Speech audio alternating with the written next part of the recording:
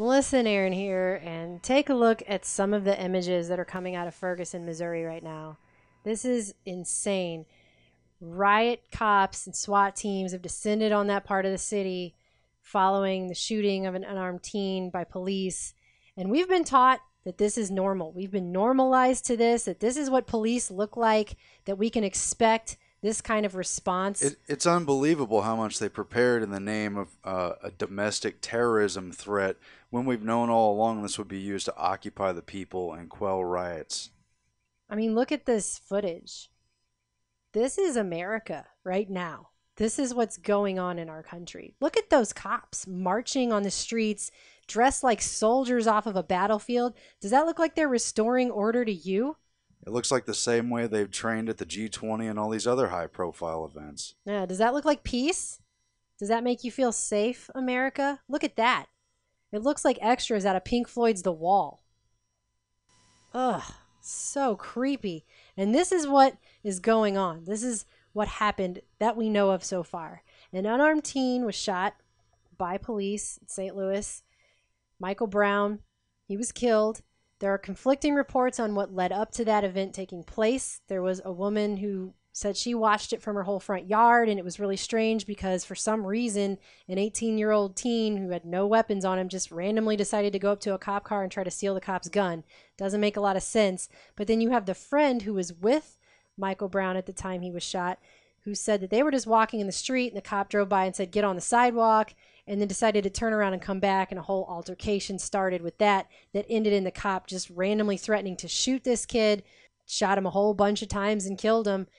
Supposedly the cops don't even want to take that kid's statement.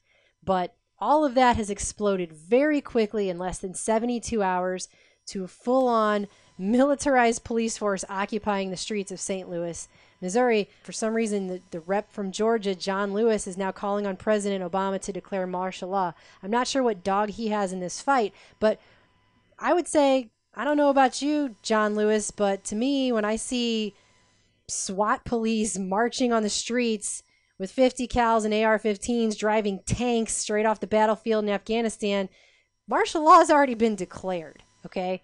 Now it's just a battle of semantics. And I wrote about this 3 days ago, back when the rest of the media was still milking Robin Williams' death for every ounce they could get out of it. 2 days they were reporting on that. And I said, no, this is going to be the next big story. It's going to be the next big weapon of mass distraction to keep people from focusing on the economic meltdown in our country, the porous open southern border, the stuff that's happening in Ukraine and Russia, Israel and Gaza, ISIS, and the now new war in Iraq that we're apparently going to fight.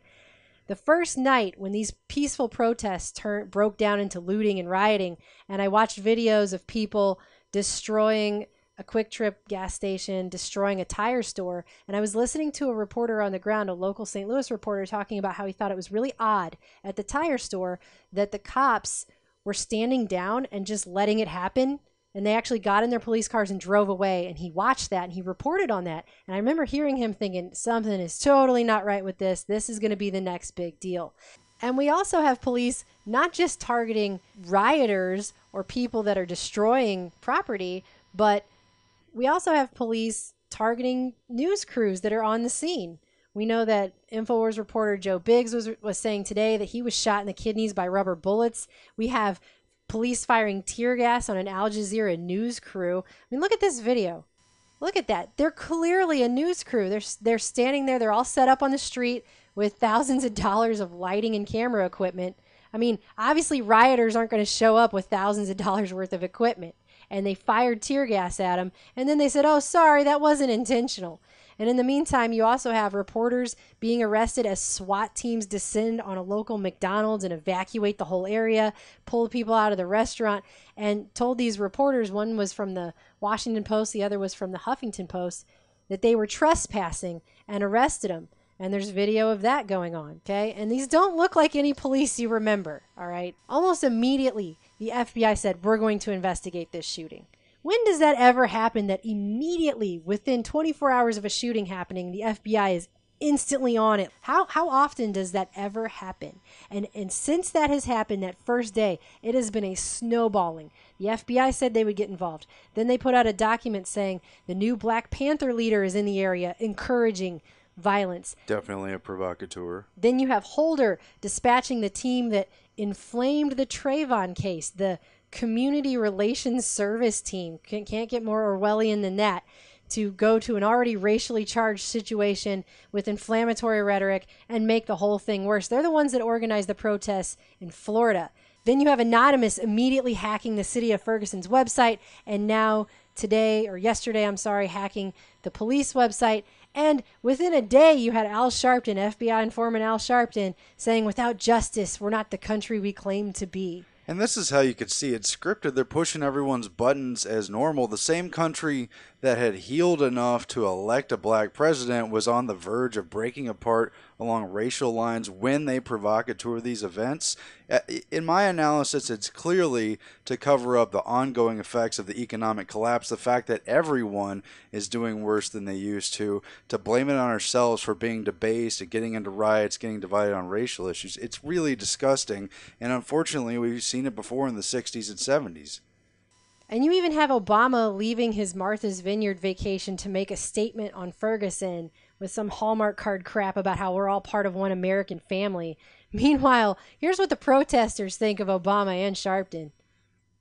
But what we need to talk about here is how fast this moved and escalated to where we're now seeing this kind of situation where it's a day of frenzy and we have riot cops on the scene. Because as we know, police shoot and kill civilians all the time. Sadly, this is something that happens in this country a lot. Over 5,000 civilians have been killed by police since 9/11. Many unarmed civilians. I even wrote a story about two parents that called the police because they were worried their 90-pound son, who had a mental disorder, was going to harm himself. 4 armed officers showed up and they just shot this 90-pound kid. Okay, I didn't see a riot going on after that. Now I'm hearing that not only are there riots in St. Louis getting worse, but they're spreading to other cities. They're going to have one set up in LA already.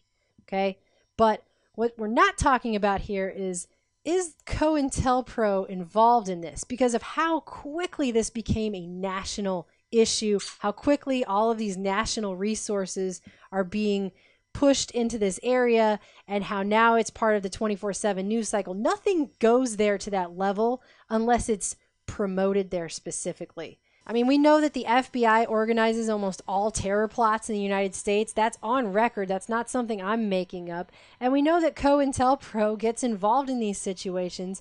They agent provocateur. It's happened time and time again. It's come out time and time again.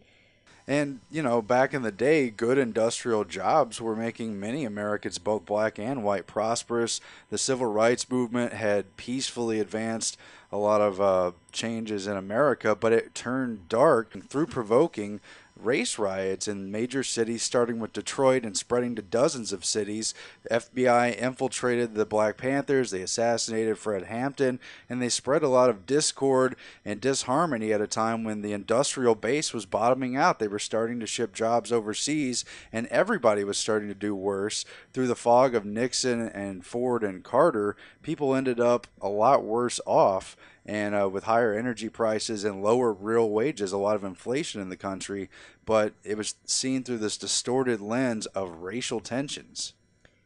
I mean, and all you have to do to know what we're saying is on record is check out some of the FBI's own memos.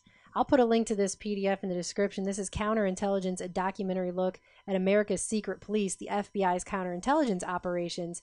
And all you have to do is look at the table of contents here and read some of these FBI memos about KKK cooperation, campaigns to disrupt certain independence movements and destroy the leadership of Dr. King. And it just goes on and on and on, these tactics that our FBI has used in these situations. So as soon as this kid was shot, and within 24 hours the FBI is going to investigate, the first thing I thought of was Cointelpro. I mean, if this is what's going on, I wouldn't doubt it, because they obviously have figured out a formula that works. They know what buttons to push, and they know what reaction they're going to get, and how they can bring order out of the chaos.